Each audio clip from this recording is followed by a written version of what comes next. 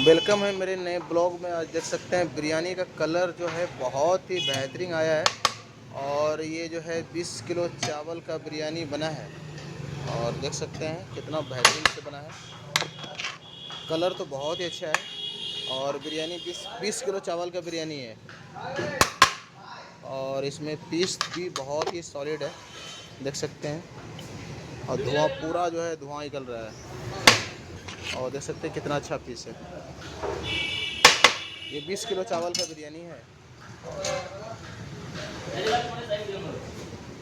और इसके साथ देख सकते हैं टमाटर का चटनी देते हैं, टमाटो का देख सकते हैं कितना बेहतरीन। ये ग्रेवी आ गया बिरयानी के साथ जो है, ग्रेवी भी देते हैं। तो है सलाद, बहुत ही बेहतरीन से ये सलाद ये जो है जाता है। मिलते हैं नेक्स्ट वीडियो में और देखते हैं कलर कितना सॉलिड है, देख सकते हैं बहुत ही बेहतरीन बिरयानी का कलर है।